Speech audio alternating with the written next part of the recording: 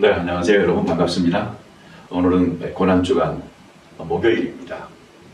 목요일 날은 예수님께서 하신 일이 상당히 많습니다. 그래서 어느 날보다도 바쁘신 날인데 실제로 이 목요일에 이런 일이 일어났느냐 하는 것은 오늘날 우리의 달력으로 본다면 맞습니다.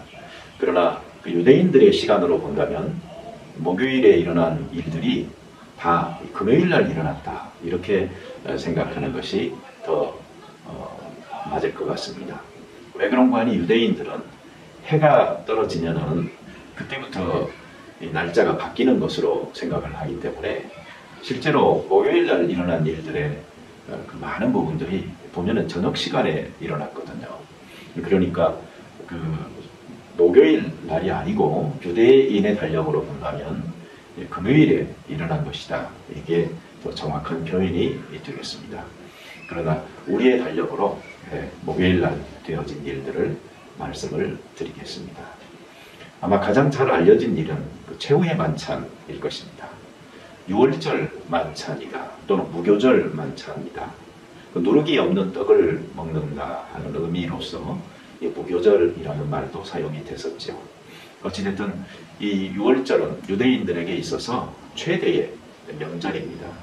이스라엘 민족이 그 애굽 이집트에서 종살이 하면서 속박을 받다가 이 모세가 하나님으로부터 그 사명을 받고 출애굽에 큰 일을 이루기 이전에 애굽 나라에 10가지 재앙이 내리는데 그 마지막 재앙이 장자의 죽음이었죠. 그 장자의 죽음을 면한 이스라엘 백성들이 그 지나갔다, 죽음의 그림자가 지나갔다, 넘어갔다 라는 의미로서 파스 오버라는 말을 쓰죠. 근데 그 말이 그대로 바로 그 6월절이 되어진 절기입니다. 그래서 6월절은 이스라엘 민족이 그 죽음의 세력으로부터 구원을 받은 상징이기도 하고, 또 이로 인하여서 출애굽을 하게 되고 홍해를 건너는 그러한 역사적인 사건에 집약된 축하의 날이다, 이렇게 생각을 하시면 되겠습니다. 그래서 유대인이라면 모든 그 남자들은 이날 예루살렘으로 와서 하나님을 예배하는 것이 관례로 되어져 있었고, 예수님도 이 절기를 충실하게 잘 지키셨습니다. 그러나 다른 때에는 눈에 띄지 않게 일들을 하시다가 이번에 그 세 번째 마지막 그 6월절에는 예수님께서 드러나시게 예루살렘에 입성하셨고, 그리고 이 절기를 제자들과 같이 보내고 있는 것입니다. 또한 우리가 최후의 만찬이라고 하지만 육신을 입고 계시는 동안에 제자들과 나누신 마지막 만찬이다 라는 말이지, 실제로 제자들과 예수님이 이 땅에서 나눈 부활 후에 한 번의 식사가 더 있지요. 그것은 그 디베랴 바닷가, 갈릴리 바닷가를 의미합니다. 거기에서 그 생선으로 조반을 드신 사건 아시죠? 물론 베드로에게 너가 나를 사랑하느냐라고 세 번 물으신 그 이야기가 뒤따르는 기사입니다. 그곳에서 예수님은 부활하신 예수님으로서 제자들과 식사를 하셨습니다. 성찬의 식이라는 것은 정말 소중한 것이죠. 우리는 이것을 어떤 신비한 의식으로 지키지는 않습니다. 그렇지만 영적 신비함이 분명히 고스란히 간직되어 들어있는 은혜의 방편이 성찬인 것입니다. 그래서 성찬을 전심으로 감사함으로 떡을 떼고 마시게 되면은 예수 그리스도의 신비한 능력 앞에 사로잡히게 되고 또 사랑하게 되고 헌신하게 되는 측면이 분명하게 있습니다. 그러니 성찬의 식을 접할 적마다 예수 그리스도가 우리의 죄를 위하여 십자가에서 죽으신 그 사건을 기억하고 또 기념하는 귀한 자리가 되어졌으면 좋겠습니다. 사실 교회들이 성찬의 식을 번거롭기 때문에도 그런지, 아니면 너무 자주 행하면은 그 의미가 또는 감동이 좀 퇴색한다라고 생각을 해서 그런지 잘 안 하는데, 훨씬 더 자주 해야 될 필요가 있습니다. 사실 그 그 의식을 자주 행해서의 문제가 아니고 그 의식에 임하는 사람들의 그 마음 상태, 믿음의 문제가 뒷받침되지 못하기 때문에 나타나는 현상인 것이지, 성찬 예식 그 자체는 5일절마다 그리스도인들이 떡을 떼고 함께 잔을 나누는 것, 권장되어지는 귀한 일입니다. 최후의 만찬 후에 예수님께서는 세족식을 하시게 되죠.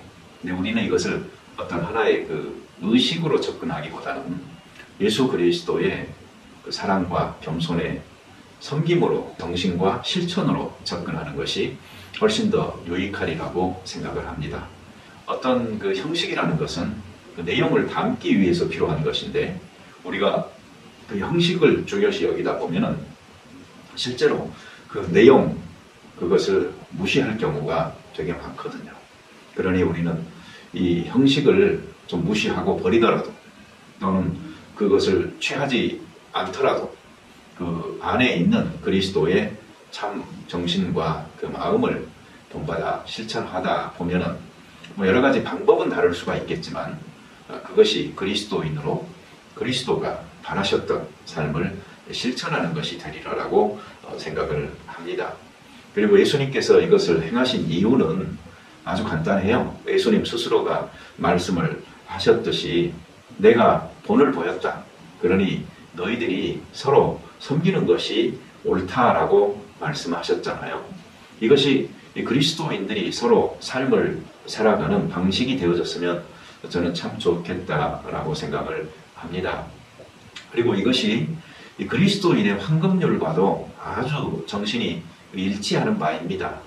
너희가 대접을 받고자 하면은 먼저 그 남을 대접하라라는, 바로 이것이 그 섬김의 방식이죠. 삶의 방식이죠. 그리고 우리가 한 가지 여기서 놓치지 말아야 될 부분이 있는데, 이때까지만 해도 누가 있었을까요? 가룟 유다가 그 자리에 같이 있었어요.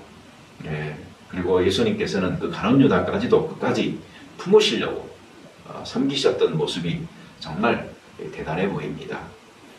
베드로가 스승이 자기 발을 씻자 못 씻습니다라고 했다가 그러면 너와 내가 상관이 없다 하니까, 그러면 발만이 아니고 다 씻어달라고 아주 이 무대뽀로 대드는 베드로의 기사가 강조되어져서 그렇지, 이 사건을 놓고 이 가룟 유다와 예수님의 아주 미묘한 이 소통을 여러분들이 보시면 훨씬 더 이 기사가 의미가 있고 또 재미있는 것이다라고 생각을 합니다. 단지 저는 이렇게 말씀드리고 싶어요. 자, 이 세족식 후에 가룟 유다가 이제 완전히 사탄에게 사로잡힌 사람으로 결심을 하고 예수님을 팔기 위해서 뛰쳐나가는 그런 장면이 있고요. 가룟 유다가 떠난 다음에 예수님께서 베푸시는 이 교훈이 있습니다. 다시 말하면 가룟 유다가 듣지 못한 교훈이 있어요. 그것이 무엇인고 하니, 내가 새 계명을 너희에게 주노니 서로 사랑하라, 이것입니다. 이 새 계명은 가룟 유다가 없는 상황에서 제자들에게 주어진 계명입니다. 배반자가 떠나고 예수님의 뒤를 따르는 신실한 제자들, 물론 그들도 이 업앤다운을 경험을 합니다만, 그러나 어찌 보면 참된 그리스도인들이 남아있는 자리에서 그리스도인들에게 주신 그 참 계명, 그것이 내가 너희를 사랑한 것처럼 너희가 서로 사랑하라, 이 새 계명입니다. 그리스도인들은 서로가 사랑하는 사람입니다. 사랑 외에 예수님께서 강조하신 것이 다른 무엇이 있습니까? 우리는 많은 종교의 가르침이 있지만 예수님께서 가르치신 이 핵심을 사랑이다라고 이야기하는 거 우리 기억해야 됩니다. 그리고 이것을 책에서만 배우는 게 아니고 우리의 그 삶에서 실천하여 서로 사랑을 받고 사랑을 주고 나누는 관계가 그리스도인들이 서로 실천해야 될 윤리다라고 확실하게 믿고 살아가는 우리가 되어졌으면 좋겠습니다. 이 목요일 날에 우리가 빼놓을 수 없는 것이 다락방 강화라고 일컬어지는 그 요한복음 14장에서 16절 사이에 집중적으로 기록되어진 예수님의 가르침입니다. 정말 주옥과 같은 말씀이니까 여러분이 성경을 펴서 좀 신중하게 잘 읽으면 좋을 것 같습니다. 그리고 예수님은 대제사장적인 기도를 드리시고 그리고 겟세마네 동산으로 기도하러 또 가셔서 기도하십니다. 즉 예수님은 잡히시기 전에 하셨던 것이 기도입니다. 오직 기도만이 그 자신에게 닥치는 그 큰 어려움을 스스로 받아들이고 극복할 수 있게 만들어주는 힘이었다 하는 사실을 우리 기억하십시다. 그리스도인들이 삶에서 어떤 어려운 일들을 당해도 마찬가지이지만 신앙적인 어려움들도 또는 신앙적인 사명의 큰 짐들도 이겨낼 수 있는 것은 바로 기도입니다. 기도를 통해서 그것이 순종해야 될 하나님의 뜻임을 분명히 하고 받아들일 때 그때의 그리스도인들은 세상이 감당할 수 없는 큰 능력이 생겨나는 것입니다. 예수님께서는 겟세마네 동산의 그 기도에서도 자기의 그 심정을 이해하지 못하는 제자들을 다시 한번 깨어 기도하지 못하느냐라고 채근하시는 장면도 나오지만 그것이 예수님과 제자들 사이에 넘을 수 없는 그 벽임도 알고 계시고 그것을 받아들이고 자기의 갈 길을 홀로 외롭게 우리 시간으로 이 자정을 넘긴 이 금요일 새벽에 로마 군병들에게 잡히게 되고 또 가룟 유다에게 배신의 키스를 당하게 되지만 실제로는 이 목요일 사건 저녁에 계속적으로 이어져서 되어지는 것임을 우리 기억해야 될 필요가 있습니다. 인자는 섬김을 받으려고 온 게 아니고 섬기려 하고 그리고 자기 목숨을 많은 사람을 위한 대속물로 주시기 위해 오셨잖아요. 그리고 예수님께서는 이제 그 삶에 오늘 지금 보이고 계시는 것이죠.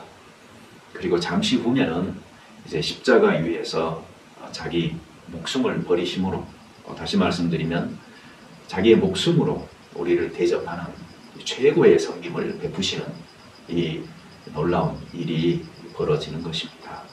그럼에도 제자들을 끝까지 사랑하시고 그리고 끝까지 기대하시고 그들에게 꿈을 품으신 예수님은 정말로 대단한 것이죠.